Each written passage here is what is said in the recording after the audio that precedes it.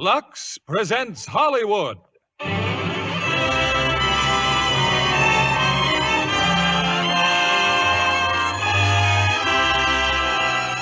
Lever Brothers Company, the makers of Lux Flakes, bring you the Lux Radio Theater, starring John Wayne, Mel Ferrer, and Mala Powers in She Wore a Yellow Ribbon. Ladies and gentlemen, your producer, Mr. William Keighley.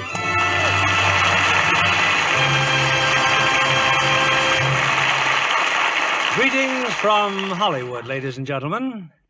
The history of the United States Cavalry is one of daring, accomplishment, and romance. And in our play tonight, She Wore a Yellow Ribbon, we present a colorful drama from its glorious past. As our stars of the RKO screen success, we present one of the most popular actors of today, John Wayne. And co-starring with him is a very versatile artist, Mel Ferrer, and one of the most beautiful young actresses in Hollywood, Mala Powers. We wish to congratulate John Wayne on receiving the Photoplay Gold Medal Award as the most popular actor of the year, and hope he'll continue to appear in such fine American pictures as John Ford's great production of She Wore a Yellow Ribbon. We know the ladies have always been color conscious, whether it was yellow ribbons in their hair or gay flowered handkerchiefs in their pockets. And they've always depended on Lux Flakes to preserve these colors. And now Lux with color freshener is more wonderful than ever. Here's She Wore a Yellow Ribbon, adapted from the famous story by James Warner Bella, starring John Wayne as Captain Brittles, Mel Ferrer as Lieutenant Cahill, and Mala Powers as Olivia Dandridge.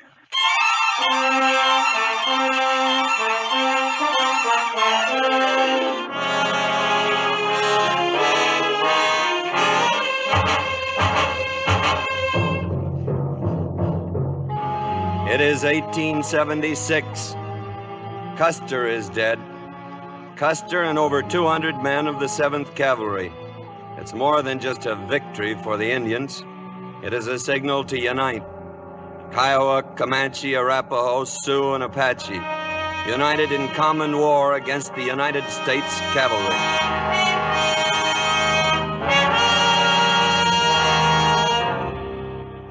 Our post is far to the south of the Little Bighorn.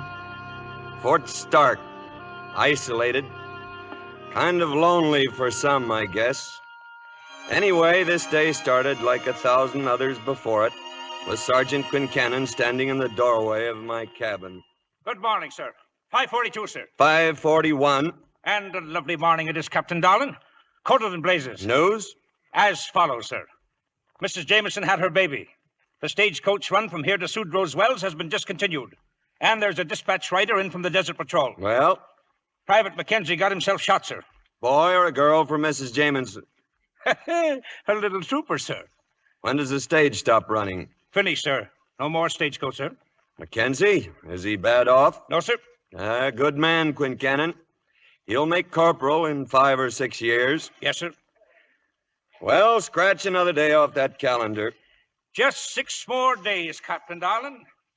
6 more days and you're retired, sir. I am well aware of that, Quincannon. The Army will never be the same without you, sir. The Army is always the same. The sun and the moon change, but the Army has no seasons. But here you are in your prime, sir, and they're turning you out to pasture. That's a willful abuse of the taxpayers' money, sir. The only tax you ever worried about was on whiskey. I beg your pardon, sir. I guess you have a reason for busting in, Mr. Cahill. Sir, Sergeant Tyree's just entered the post. He's got half the Paradise River Patrol with him, sir, and the paymaster's coach. Keep talking, mister. Well, the paymaster's dead, sir. Gunshot wounds. Dead when Tyree found him, sir. Where? Near Red Butte, he said, sir. The money box is gone. Gunshot wound. Yes, sir. Though the coach is stuck full of arrows, too. Well, tell Sergeant Tyree to report at once to Major Alshard's quarters. Take over mooring inspection, Lieutenant. Yes, sir. And tell Tyree to bring one of those arrows with him. Let me look at that arrow again. You sure it's not Kiowa, Captain? No, and it's not Comanche nor Arapaho either, Major. Not with those color bands. Sir, with your permission, All right, Tyree, put in your 2 cents worth. Well, sir, These arrows with the yellow, white, and red bands are the signs of the Southern Cheyenne. And I've seen bannocks and snakes with the same color. Yes, sir, but looking at the clan mark, this mark right here, it's the sign of the dog. And tell me, what in blazes would Cheyenne be doing this far south? That ain't my department, sir. Alert the post, Sergeant. Yes, sir. And get some rest. Thank you, sir. Well, Nathan, any ideas? I'll go out in the morning, pick up the patrols, and drive those Cheyenne back where they belong. Well, let me think on it, Nathan. I'll let you know later.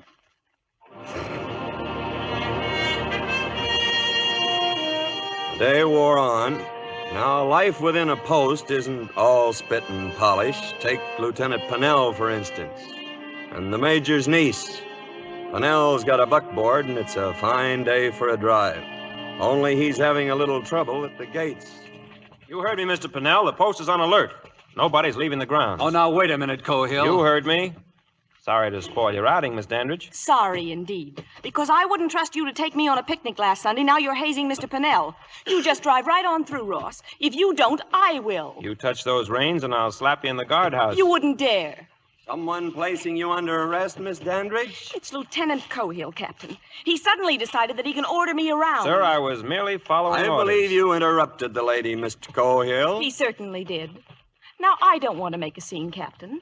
But First Lieutenant Cahill has made up his mind that Second Lieutenant Pennell hasn't rank enough to be seen in my company. Sir, if I now could just... you're interrupting. Yes, sir. Any further complaint, Miss Dandridge? Complaint? Oh, I'm not complaining, Captain. Aha. Mr. Cahill, wipe that grin off your face and state your case. Sir, I have denied Mr. Pennell permission to leave the post. And for what purpose did you wish to leave the post, Mr. Pennell? Picnicking, sir. Picnicking? Miss Dandridge? Where? In St. Louis? Oh, no, sir. Just up by the waterfall, sir. But I'm sorry. Never apologize, mister. It is a sign of weakness. Mr. Cahill, I see no reason why Mr. Pennell should not go picnicking. Very good, sir. Thank you, Captain. But, Miss Dandridge, Mr. Cahill was quite right in denying you permission to leave under the present emergency. If you will be so kind as to get out of the buckboard. Oh, but really... Your arm, ma'am. Thank you. Mr. Pennell, you may proceed with your picnic. This way, Miss Dandridge. Pass, Lieutenant Pennell. Yes, sir. Where'd you say you were holding your picnic? I'll tell you where. At Delmonico's in New York about 2 months from now. With Olivia, see? And I won't be wearing any blue suit either, bub. Get it! The Major sent for me early that evening. He had made up his mind. I guess there's no other course to take, Nathan. Find those Cheyennes and push them back. Oh, by the way, here's the last report on Custer's outfit. 212 men, Nathan. Headquarters expects a hard and bloody winter. Sitting Bull preaching a holy war. I want you to take every precaution. These names. George Armstrong Custer, Tom Custer, Boston Custer, Calhoun, Cook. Yes, I expect you knew most of them. I expect I did. Harrington, Keogh, Miles Keogh. Yes, Mac. A hard and bloody winter. Oh, Nathan, those flowers over there, Abby picked them. She thought maybe for Mary's grave. Oh, well, I was figuring to stop by there now and... Yes, I know. Never miss a day, do you? Oh, thank her for me, will you, Mac? They're real pretty flowers. It's 9 years, Mac. 9 years last month.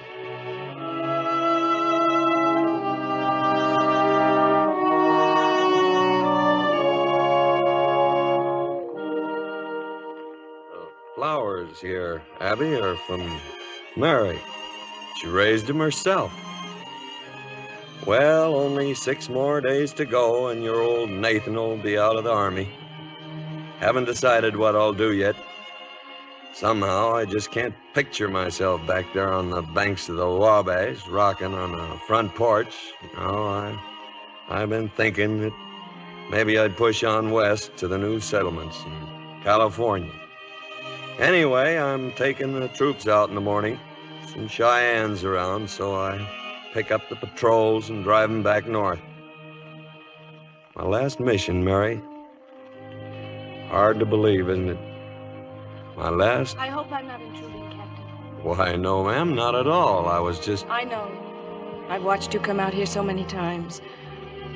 I'm sorry I made such a fool of myself this morning. You made a fool out of a couple of young lieutenants. That's never against Army regulations. Then I'm forgiven? You're forgiven. Thank you, Captain. Good night. Good night, Miss Dandridge. She's a nice girl, Mary. She reminds me of you.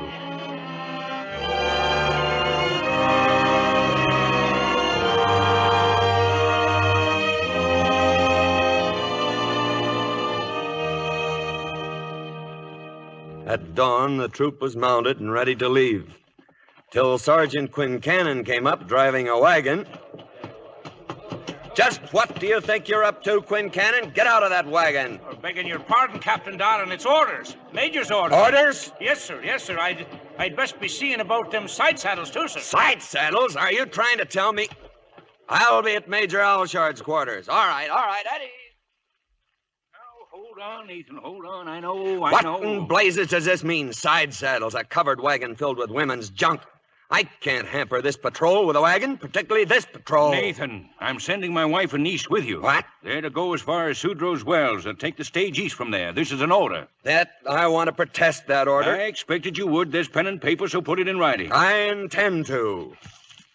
I sat up half the night with this, Nathan. I can't keep Olivia here. She ain't Army. I'll say she ain't. For the following reason. You want some coffee? No. Yes. 1, there is a party of Cheyenne raiding this territory. I have a feeling that every woman will... How many R's are there in territory? 2. Oh. Here, here's your coffee. Poor Abby. She says everyone will think she's running away. And what about me? I'll be a bachelor all right. And in conclusion, I respectfully protest the decision of my commanding officer to saddle this troop with his female relations. 1 L in relations. At this critical hour. Signed, Nathan Brittles, and so forth. It sounds very good, Nathan. I'll be glad to file it.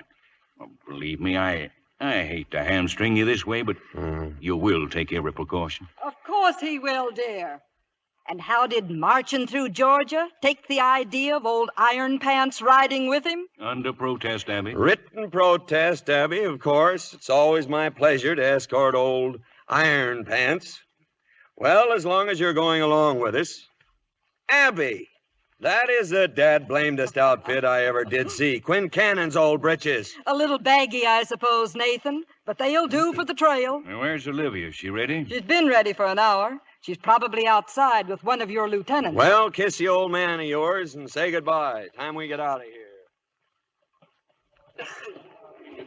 And I hope you approve of my uniform, Mr. Cohill. It's very becoming, ma'am. And I notice you're wearing a yellow ribbon. Well? For Pennell, huh? How do you know it isn't for you, mister? I'd be very happy if it were for me.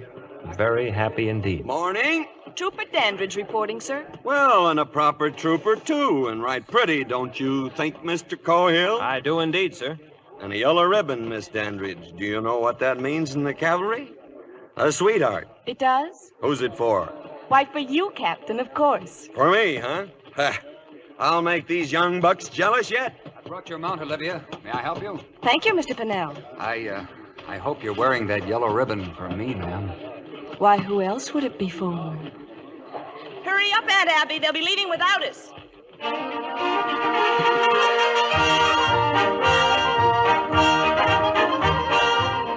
So we left the post. Just another routine mission. Folks waving goodbye, kids yelling, dogs barking. Only one thing in particular caught my eye.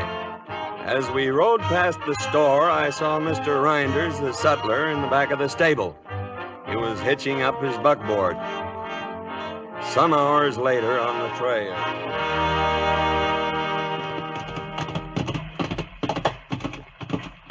Sergeant Tyree reporting, sir. At ease, Tyree. Well, like you told me, sir, I took cover till Reinders left the post. I've been trailing him ever since.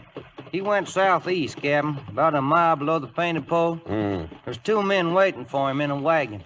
You recognize them? No, sir. And it didn't seem prudent to inquire. Now, what do you suppose they were doing that far south, and why did Mr. Reinders leave the post in the first place? He's a storekeeper, sir. That's right, licensed to sell merchandise to folks all over this territory. Only the post was on alert, Mr. Tyree, so I ask you again. What do you suppose Mr. Reinders and two strangers were doing that far south? Well, sir, I reckon that ain't my department, sir. Take a point, Tyree. We'll probably pick 'em up on the next go-around.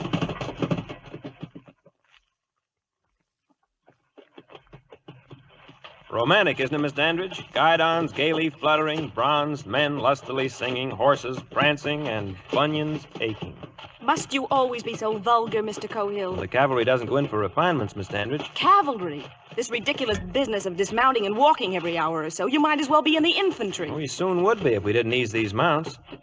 Why don't you ride in the wagon with Mrs. Allshard? No, thank you. And if you don't mind, I'd like permission to ride back along the line. Why?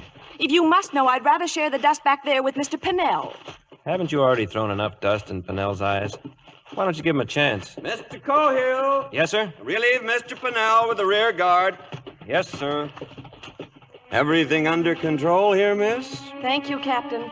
Everything's just fine.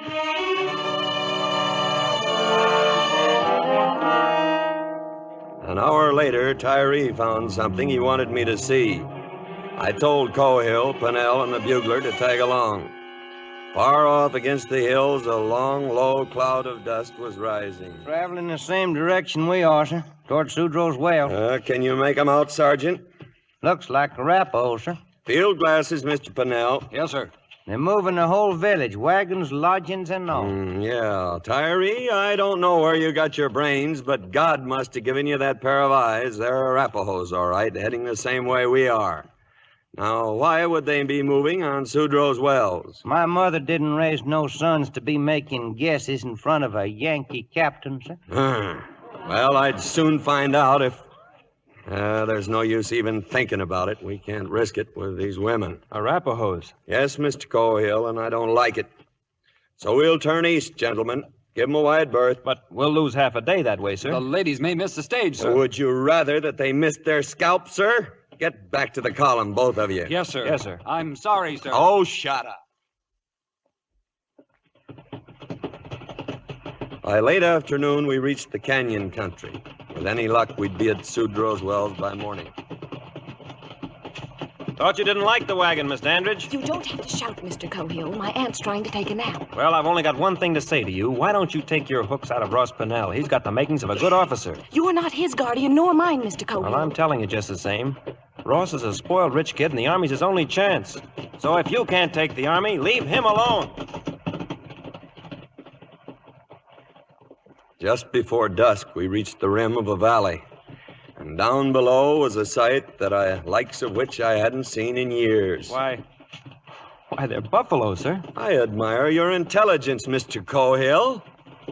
First time the herd's been this far south since the, summer of '68. That right, Quincannon? Correct, sir. It looks just like the good old days, sir. Buffalo meat and whiskey 50 cents a gallon, sir. You ever see a buffalo, Mr. Pennell? No, sir. Well, I doubt if the ladies have either. You may escort them as far as those rocks. The view might please them. Thank you, sir. And what you're thinking, Mr. Tyree? And don't tell me it ain't in your department. Well, Captain, if I was a young hot blood like Redshirt anxious to show off before them Cheyenne dog soldiers, I'd be walking in front of one of them council fires tonight telling them that I was the one that made the medicine that brought back a buffalo.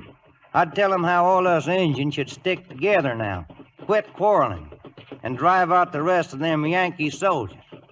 That's what I'd tell them, Captain.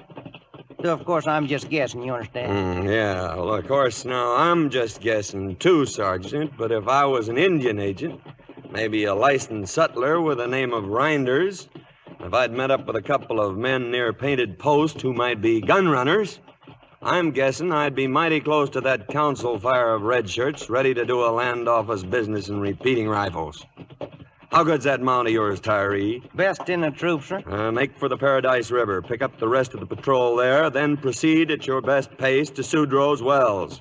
Have them hold the stage for the ladies. Yes, sir. And tell them that I've been delayed.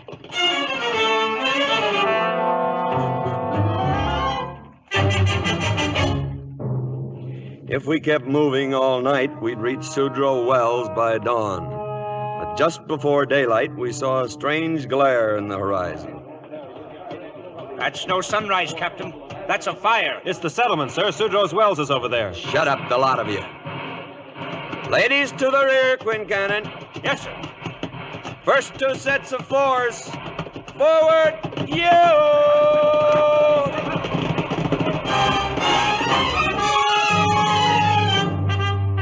We rode into Sudrow's Wells at top speed. But all that was left was a huddle of survivors and a pile of ashes.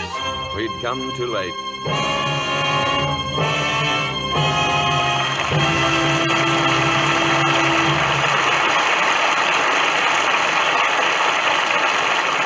In just a moment, our stars will continue with Act 2 of She Wore a Yellow Ribbon.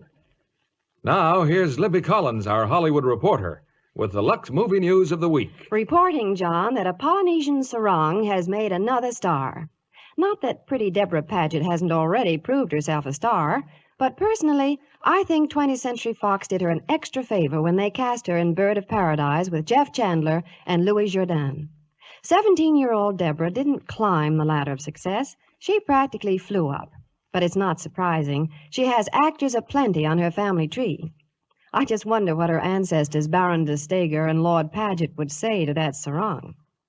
Deborah, in Technicolor, makes one of the prettiest Polynesians I've ever seen.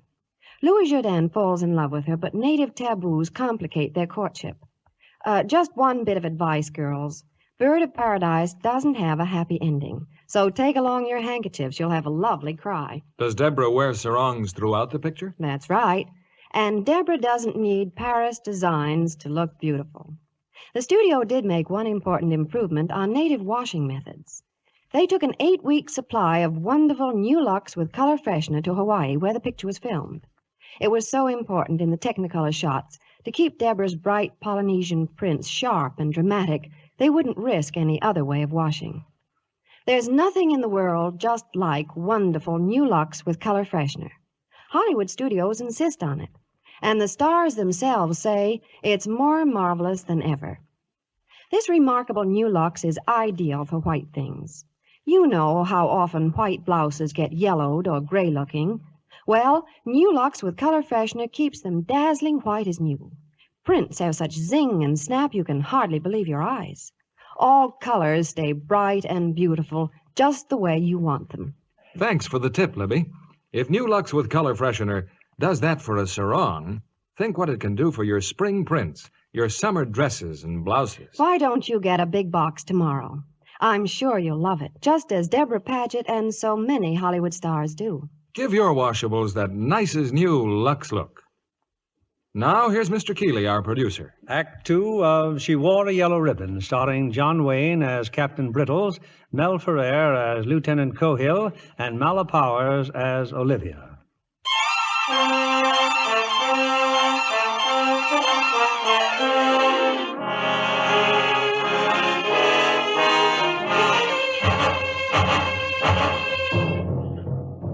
Among the survivors at Sudrow's Wells were 7 men from the Paradise River Patrol under Corporal Quain.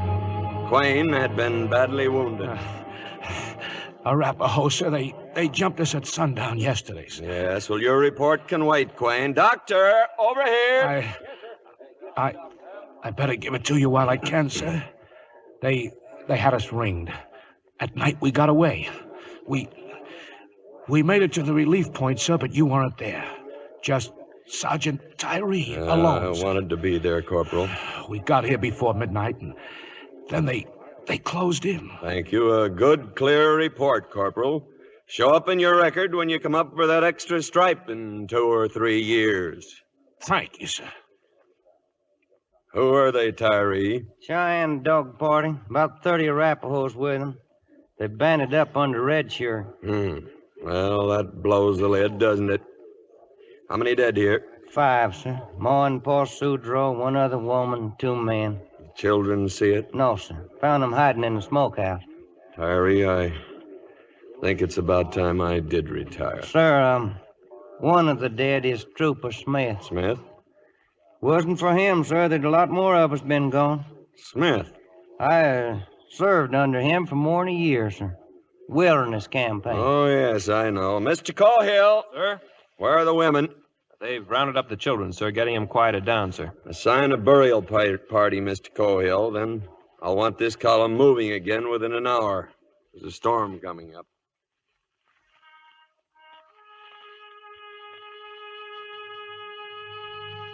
For who shall believeth in me shall never die. I commend to your keeping, sir, the souls of John Sudrow and his wife Martha, Albert Bridges and his wife Annie, and also the soul of Rome Clay, late Brigadier General, Confederate States Army, known to his comrades here as Trooper John Smith, United States Cavalry, a gallant soldier and a Christian gentleman. Amen. Amen.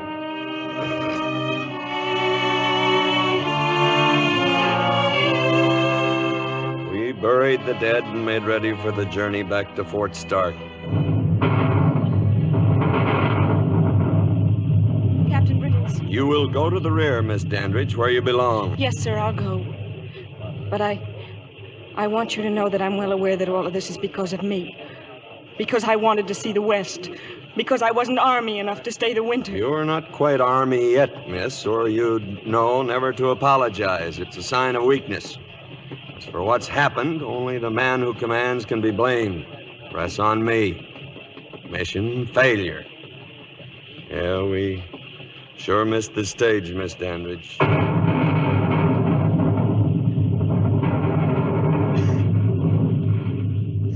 Pass the word. Quain's doing fine. Pass the word. Quain's doing fine. Pass the word. Quain's doing fine. What are they talking about, Mr. Cohill? Corporal Quain, the doc says he'll be all right. Oh, I'm so glad. Why?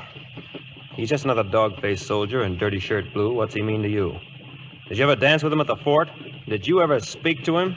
No, of course you didn't. Quain's not a gentleman. I've been finding that some lieutenants' bars are no guarantee of a gentleman either. You're glad about Quain, sure. But only because it puts the happy ending to the story you'll take back east to your tea parties. Well, now you can tell him you've seen it all. A real Indian fight, a man with an arrow sticking in his chest. Why do you have That should make your tour just about perfect. If you don't mind, Miss Dandridge. Yes? Mrs. Alshard is a rough time in that wagon, helping with Quain and all. Would you spell her for a while? Certainly, Captain. Thank you. Mr. Cohill, did anyone ever take down your breeches and tan your hide? Why, no, sir. That is, yes, sir, my father, sir, with a strap. Well, I'm just old enough to be your father, bub. Now get out of here. Take a point. They'll make a fine, boisterous couple, Captain Donald, when they're married. When I want your opinion, Quincannon, I'll... Yes, sir. Any time at all.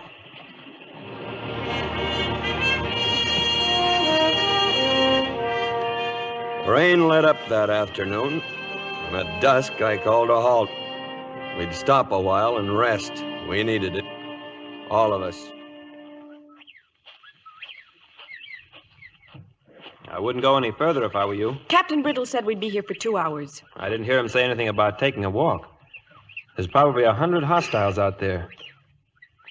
You think that's a whippoorwill? Come on, Olivia, let's go back. I can walk alone, thank you. Olivia, please. The old man says don't ever apologize. It's a sign of weakness. But I'm sorry for everything I've said and done. Oh, honey, you know how I feel about you. Flint, if you'd only... All right, Cohill. Let's get her over with. Pull your blouse. You crazy, mister? Don't pull rank on me. You've been green-eyed ever since she put that yellow ribbon on. Button up that shirt, mister. Ross, please. You can sneer all you want, but you keep your paws off my girl. All right, mister. I'll accommodate you. Ross, no! Button your shirt, Mr. Pennell. I thought better of you. 4 years out here and still acting like a wet-eared cadet on the Hudson.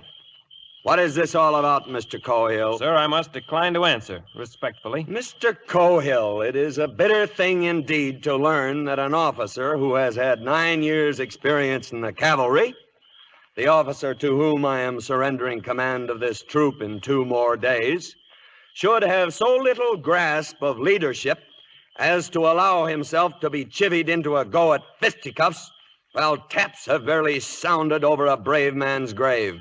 God help this troop when I'm gone. Sir, it was my fault. You're at attention, Mr. Pennell. It was a misunderstanding, You'll Captain. oblige Miss Dandridge by getting back to troop area. Yes, sir. Mr. Cohill, you will have the men build their squad fires higher. make the fullest show of bedding down here for the night. Then we're sneaking out, heading for the river. Is that clear, Mr. Cahill? Yes, sir. I'm sorry, Ross. Sorry, Flint.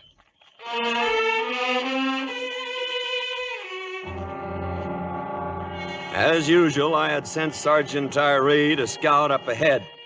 And as usual, his eyesight hadn't failed him. Hostile, sir. They're holed up in a ravine about 3 miles north of here. Only that ain't all. Well? They got visitors. Our old friend Rinders. Right smart of trading going on right now. Repeating rifles. Mr. Rinders, huh? Well, pass the word to Mr. Pennell. The 3 of us are going up to that ravine. The darkness helped us. We got to within maybe 100 yards of the Indian encampment. They'd built a big council fire. There was Rinders and his friends bargaining with Redshirt over the rifles and the wagon. Well, what's the argument now? Same thing, Rinders. Redshirt keeps saying that $50 apiece is too much. Too much, huh? Tell that grandson of a horse thief that I know he's got the money. Because he stole it from the paymaster's coat. Tell him I know he killed him, too. That it's $50 or no rifle. We saw Redshirt raise his hand, then a flash of knives. They dragged the white men, still living, and threw them on the fire.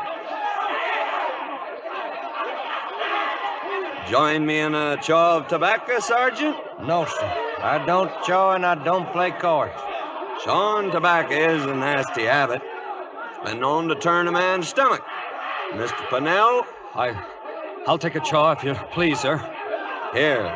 Now let's go. You still figuring on resigning, Mr. Pennell? No, sir.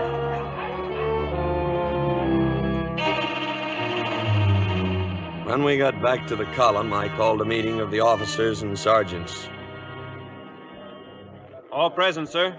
Any time between now and daylight, gentlemen, we can expect an attack. That means the main column is leaving here right now. We will leave a rear guard under 1 officer. Sir, I'd consider it a privilege if Thank you, Mr. Purnell. Your offer to volunteer will go on your record, if you still wish to make a record. Mr. Cahill, 2 squads will remain behind. You will be in command. May I have the 1st and 2nd, sir? The 2nd squad has too many old married men. 1st and 5th, sir. You will cover our crossing and dig in. Yes, sir. Then pass the word and let's start moving.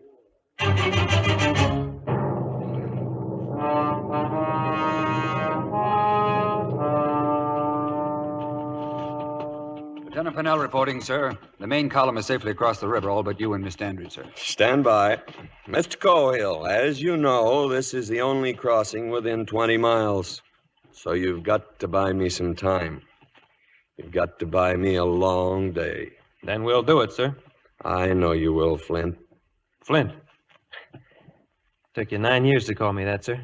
And it was well worth waiting for. Well, we'll get you out of here, son. Just hang on. We'll get you out of this pocket by noon tomorrow.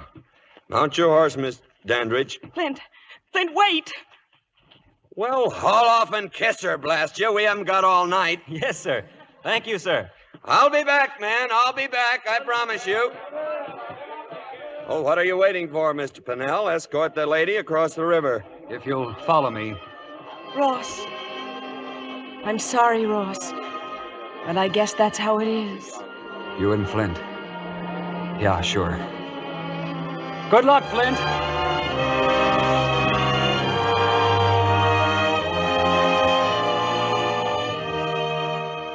You're worn out, Nathan. The report can wait till later.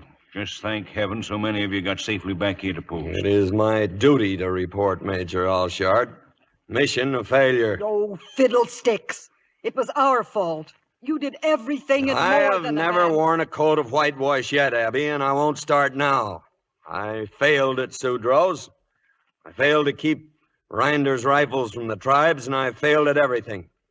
I leave the Army a failure. Now stop it. You're just running yourself down because you... Blast it, Mac. Hasn't she told you I left Flint Cahill with 2 squads back at the Paradise? And a sound military move. So, with your permission, I'll start back. I'll have Cahill out of that pocket by noon tomorrow. No, Nathan. The troops can't leave till morning. Morning? They ought to pull out of here before midnight. Well, I'd agree if you were leading them, but Pennell will need all the daylight he can find. Pennell, that babe in the wood, fording a river against a swarm of hostiles with Winchesters? Nathan, aren't you forgetting something? You retire from the Army tomorrow. Tomorrow is all I need. I can't leave Cohill facing those devils. It's no one-day mission. This could go on for weeks. All right, then I'll volunteer as a civilian scout, interpreter, anything. And I thought you were fond of Cohill. Fond of him? Every time Cohill gave an order, men would turn around and look at you, wondering if he was doing the right thing. You want to ruin the boy? Oh, I know, Mac. Pennell's got to run his chances, too. We ran him, Nathan. That's what we get paid for. Yeah, I guess you're right, Mac. I guess you're right. Well, with your permission, then, I'll quit the post tomorrow. Permission granted, Nathan. Where will you go, Captain? Go? I don't know, miss. West, I guess. California, new settlements. Old soldiers, Miss Dandridge. Someday you'll learn how they hate to give up. Captain of a troop one day and every man's face turned towards you. Lieutenants jump when I growl, and now tomorrow I'll be glad if the blacksmith asks me to shoe a horse. Blast your eyes, Abby, if you start sniffling now. And as for you, young lady... I'm not crying. I'd like to stand up and cheer.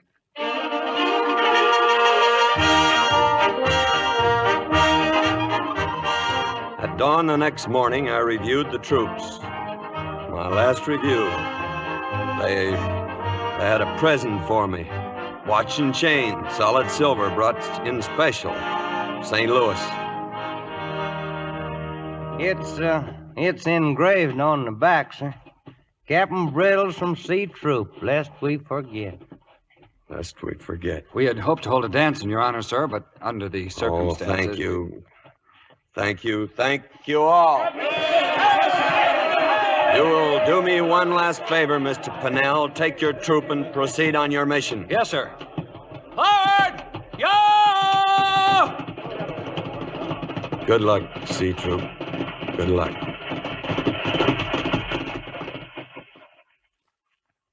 Stop worrying, Nathan. They'll get Cohill out of there.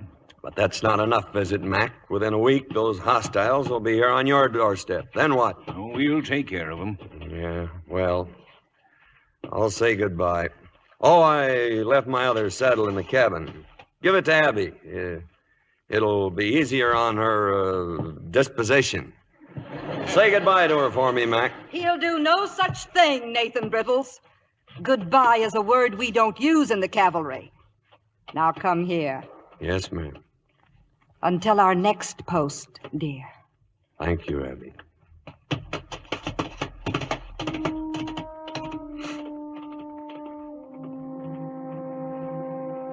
Once out of sight of the post, I swung east toward the Paradise River. I had a plan. I had witnessed Rinder's murder, but I had seen more than that. Among the Indians around that council fire, I had seen an old man. Pony that walks. I had known him from years before. Yes, I had a plan.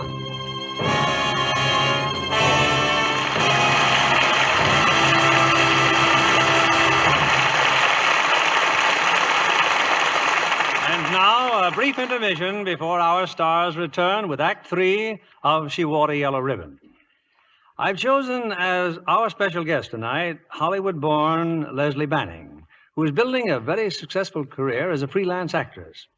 You've made a picture recently at RKO, haven't you, Leslie? Well, yes, I have, Mr. Keighley. But I haven't even seen the rushes yet. Well, I'll let you in on a secret. John Ferrer, the director, told me you've done a splendid job. Well, that's good news, Mr. Keighley. You did better than my spy. And who was that? Jane Russell. She's my sister-in-law, you know. Oh, yes, of course. While Jane was working on Howard Hughes' production of His Kind of Woman with Robert Mitchum, I asked her to get some inside information, but she wouldn't talk. Perhaps you should have asked Jane to sing. You know, she plays a sultry nightclub singer in search of romance, and naturally, she finds it with Robert Mitchum in this action-packed drama. Glamour and sophistication become this new Jane. Practically swooned over the gorgeous clothes she wears in His Kind of Woman. 19 different outfits. Judging by appearances, you yourself can face any clothes competition with distinction. Thank you, Mr. Keighley.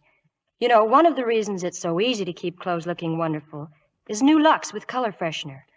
I've always loved Lux, but this new Lux is the most marvelous ever. Prints look wonderfully fresh, so alive, and colors, well, they practically sparkle. Even my lovely slips and nighties stay so gorgeous looking, I can hardly believe they've been washed at all. Jane and I both love it. A great many other Hollywood stars agree with you and Jane Russell. No other way of washing nice things leaves them fresher or brighter. Hollywood studios say new Lux with color freshener is a washing miracle. This amazing new Lux leaves white things dazzling white, prints brilliant and gay, all colors dramatically new-looking. Even delicate pastel slips and nighties renew their fragile beauty every time you Lux them. If you haven't tried new Lux with color freshener, you're in for a real thrill. Get a big box tomorrow. Use it for your washables to give them that nicest new Lux look. Thank you for coming tonight, Leslie Banning. It's been a pleasure, Mr. Kennedy. We pause now for station identification. This is CBS, the Columbia Broadcasting System.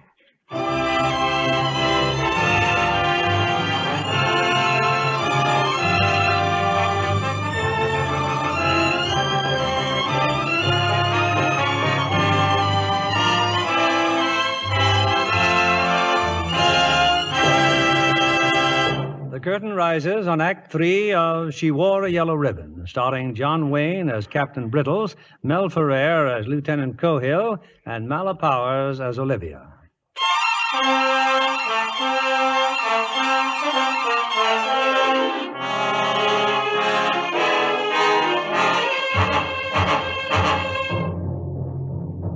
I was back with a troop by nightfall. Pennell, to my surprise, had effected the relief of Cahill's men without incident. And so far, the Indians had failed to make a move. There's a reason they've held off, sir. We've scouted them all day. They're concentrating forces. How many, Mr. Cahill? Close to 1,000, sir. Arapahoes, Kiowas, Comanches, and those Cheyenne dog soldiers. How much time have we got? What's your guess? Well, no time at all, sir, because we've got to hit them first. I'm glad the Major sent you, Captain. The men will feel a lot better about it now. Didn't send me, Mr. Cahill. I am not on duty. Then the orders haven't been changed. Orders are orders, sir. But for the next 4 hours, according to my brand new silver watch and chain, I am still an officer in the United States Cavalry. Flint, if I gave you a written order, would you obey it? I don't need a written order, sir. Nevertheless, you're going to get it. It might come in handy in our court-martial. Sergeant Tyree? Yes, sir. I am ordering you to volunteer again. Yes, sir. You and me are going to ride out of here, Sergeant, just as soon as I write Mr. Cahill's orders. It's just a pencil, Flint, but I'm using all the official phrases. Yes, sir. You will remain here in your command, and don't force any action until I return. But if I don't, then read this piece of paper for your orders. Put it in your pocket. I understand, sir. And now, Mr. Tyree, if you'll find me a fresh horse, we'll take a little ride out toward those hills.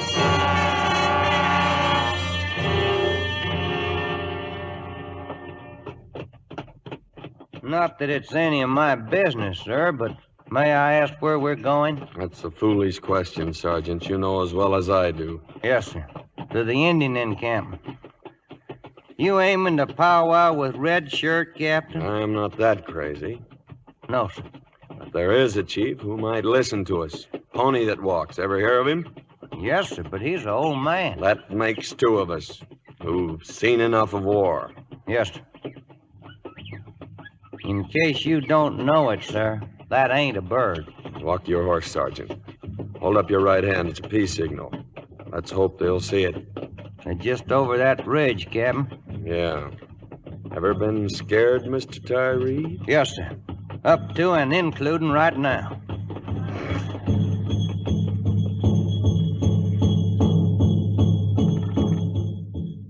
We reached the crest and rode past their guards. They swarmed in on every side, warriors in full paint, crazy for blood. We forced our way through to the council fire. Their leaders, half a dozen of them, stood in front of us. Then Red Shirt fired an arrow at my feet. We come in peace. This Red Shirt knows, but he answers with an arrow before we can talk. I take his arrow from the ground. I break the arrow of Red Shirt. I spit on his arrow. I will speak with Pony that walks. Nathan, I am Christian. Hallelujah. Old friend me. Long time. I have come in peace, Pony that walks. Take salt, Nathan, take salt. It was plain that the old Indian was tolerated in the council only because of his years. Red Shirt was the leader of this army and nobody else. Red Shirt, very angry. Lili, Shisaba. Kill. Much blood. Nathan, old friend, smoke pipe. Nathan, smoke. Good. I smoke your pipe, but my heart is sad at what I see. Your young men painted for war. The medicine drum's talking. It is a bad thing. Many men will die. My young men, your young men. No good. We must stop this war. The young men do not listen to me. They listen to big medicine. Yellow hair Custer dead. Buffalo come back. Great sign. Too late, Nathan. You come with me. We hunt buffalo together. Smoke many pipes. We are too old for war. Yes, we are too old for war, but old men should stop wars. Too late. Soon many squaws sing death songs, many lodges empty. You come with me. We hunt buffalo. Get drunk together. Hallelujah. No, old friend, I must go. I go far away. You will go in peace, Nathan. I put Manitou round neck. No harm. Washkiola.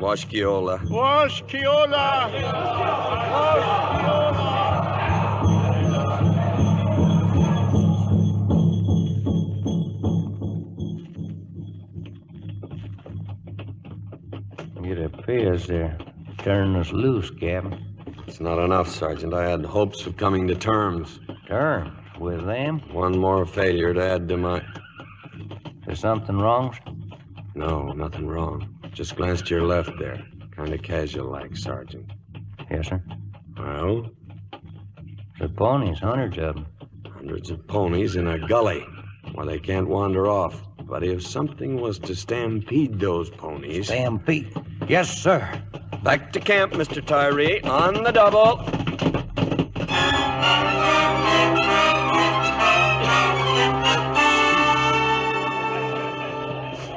Lieutenant Cohill reporting, sir. Troops ready to move, sir. The men know their assignments. Yes, sir. The column in single file leading mounts. We're to follow you, sir, proceeding with the utmost quiet.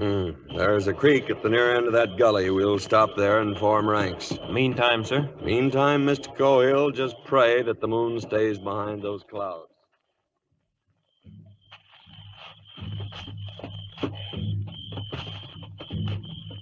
Troop, halt. Pass the word. Halt and pass the word. Mr. Cohill, can you read the time by my brand new silver watch and chain? Yes, sir. 12 minutes to midnight, sir. The gully lies straight ahead of us. On signal, we'll gallop through that draw and stampede the herd out the other end into their encampment. Questions, Mr. Cohill? No questions, sir. Mount and pass the word. Mount and pass the word. Mount and pass the word. Bugler? Sir? A count of 3 and sound the charge.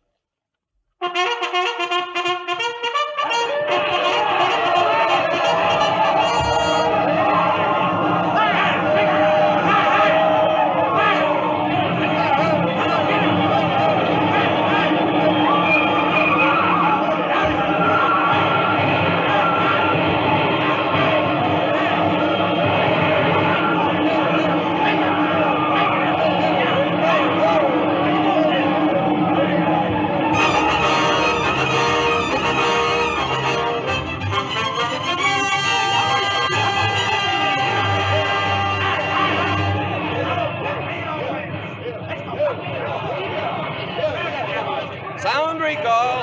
Sound recall!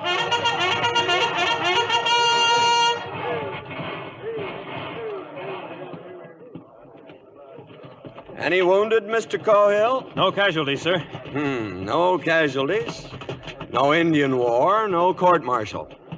You'll have a time rounding up those hostiles, Mr. Cohill, but they'll not get very far on foot. They come back to the post, sir? No, back to the reservation. Have your soldiers follow them all the way.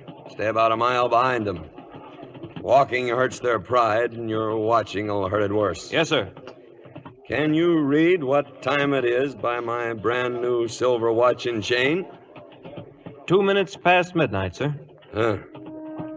I've been a civilian for 2 minutes. It's hard to believe. It's your army, Mr. Cahill. Good luck.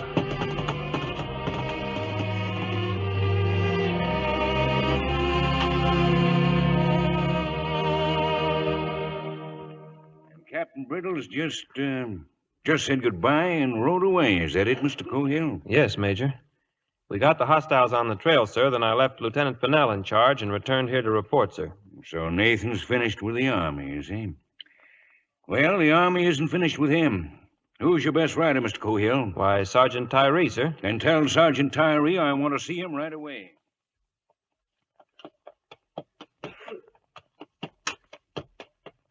Yahoo! Captain Brittles! Tyree? Been half a week running you down. If you think you're going to California, Mr. Tyree, No, you're... just bringing a message for you, sir. Huh? From a Yankee War Department by way of Major Olshaw. I knew it. Dad blasted, I knew it. Where's my spectacles? Every time a man... Tyree. Look. Look what it says. It's my appointment, Chief of Scouts with the rank of Lieutenant Colonel. And will you look at those endorsements? Phil Sheridan, William Tecumseh Sherman, and Ulysses Simpson Grant, President of the United States of America. There's 3 aces for you, boy. Yes, sir. I kind of wished you'd been holding a full hand. Huh? Full hand? What do you mean, full hand? Robert E. Lee. Oh. Well, it wouldn't have been bad. Let's get back, boy.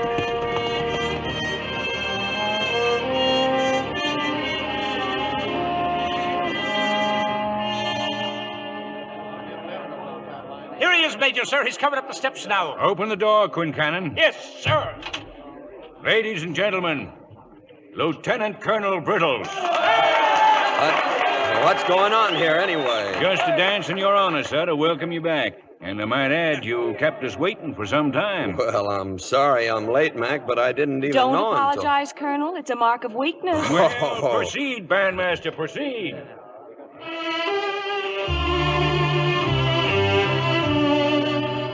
Old Iron Pants has a request to make. Your arm, Nathan. Thank you, Abby. And, sir. Yes, Mr. Cahill? You'd be surprised to know that Miss Dandridge and I are going to be... Why, son, I knew it all the time. Everybody in the post knew it above the rank of a second lieutenant. Right, Mr. Pennell? There'll come a time, sir, when I'll be a first lieutenant. Yeah, in 10 or 12 years. Will you stay for the dance, Colonel? Well, if you'll excuse me, Miss Dandridge, I've got to make my report first. Colonel, wait. Here, please take these with you. Oh, I am obliged, ma'am. Well, thank you, ladies and gentlemen. Thank you. Report? And your flowers. You gave him your flowers. I think they'll make someone else even happier, darling. His girl.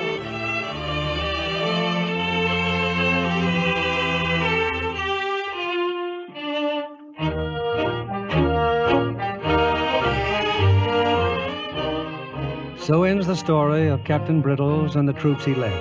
The dog-faced soldiers, the 50 cents a day professionals riding the outpost of a nation. From Fort Reno to Fort Apache, from Sheridan to Stockton. Men in dirty shirt blue and only a cold page in the history books to mark their passing. But wherever they rode and whatever they fought for, that place became the United States.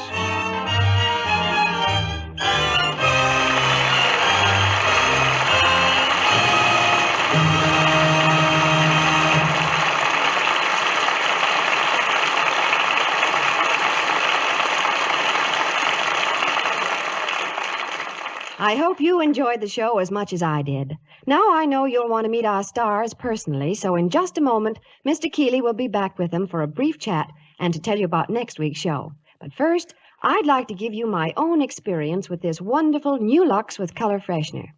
I was so excited myself the first time I tried it, I could hardly believe my eyes. You know, here in Hollywood, we see so many wonderful things, that when the stars themselves say it's the most marvelous thing that ever happened to their favorite Lux, you can be sure it's really sensational. I call it a beauty bath for colors. Take my white blouses. They stay whitest white time after time. And my prints, they look so vivid and alive after a Lux bath, I think I must be dreaming. Just for fun, I've tried new Lux for practically all the colors in the rainbow, and they just sparkle like new every time. Won't you try it? I'm sure you'll love it just as much as I do. Do me a favor, won't you? You'll be doing yourself one. Get a big box of new Lux tomorrow and give your washables that nice as new Lux look. Now, here's Mr. Keighley with our stars. And here they are to receive your special thanks. John Wayne, Mel Ferrer, and Mala Powers.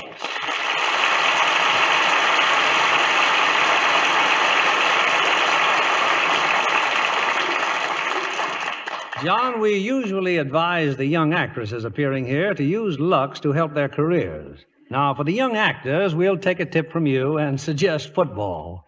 Well, it is true that I went from football to making pictures, but my wife has always used Lux Flakes, and there you have the complete story of my life. Well, John, I'm also an ardent fan of Lux Flakes, but I hope that isn't the complete story of my life. Well, honey, you've got a long way to go, and I'd say you're off to a flying start. And that comes from a man who knows. John, I think you're one actor who can truly say that the secret of your success is hard work. Well, that's for sure. I understand that at one time there were 9 different John Wayne pictures playing simultaneously in local theaters. Well, I like to be active, Mel, and I try to see that all the pictures are filled with the same. For instance, at RKO, I just finished the Edmund Granger production of The Flying Leathernecks. You can guess what that's all about. We're soon leaving for Ireland to do a film with John Ford. Well, why don't you stay with us at RKO and do another picture? Well, okay, Mel. I'd really like a chance to direct something for Howard Hughes like you've been doing. I suppose, John, you're talking about Mel Ferrer's wonderful direction of Faith Domergue in Vendetta. That's exactly what I'm talking about. Producing, acting, directing. Now you know the secret of John Wayne's success. Hard work. Well, speaking of hard work, Bill, what are you doing here next week? Mel, we've really selected an exceptional cast for next week's play, and we'll present them in Metro-Goldwyn-Mayer's electrifying drama, The Red Danube. And from the original cast, we have 3 great stars: Walter Pidgeon, Peter Lawford, Janet Leigh. You won't want to miss this gripping story combined with a tender romance. It sounds wonderful. Good night. Good night. Good night, and all our thanks.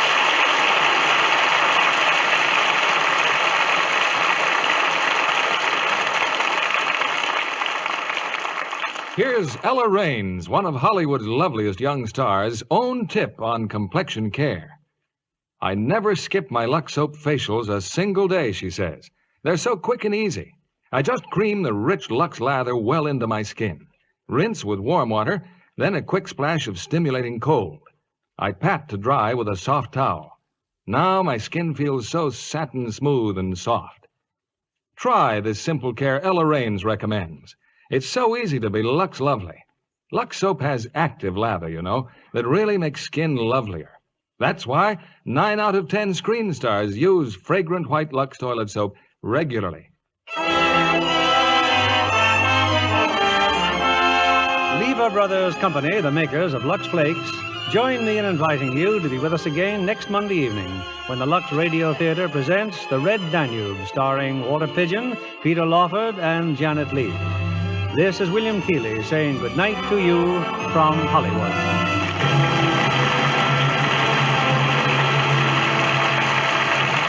Mala Powers appeared through the courtesy of RKO, producers of Payment on Demand, starring Betty Davis and Barry Sullivan. Heard in our cast tonight were Barton Yarborough as Tyree, Bill Johnstone as the Major, George Neese as Pinnell, and Wally Mayer as Quincannon. And Sandra Rogers, Norman Field, Dan Riss, Paul Dubov, and Eddie Marr. Our play was adapted by S.H. Barnett. The original story was by James Warner Bella. Our music was directed by Rudy Schrager. This is your announcer, John Milton Kennedy, reminding you to join us again next Monday night to hear Walter Pidgeon, Peter Lawford, and Janet Leigh in The Red Danube. Stay tuned for My Friend Irma, which follows over these same stations. This is CBS, the Columbia Broadcasting System.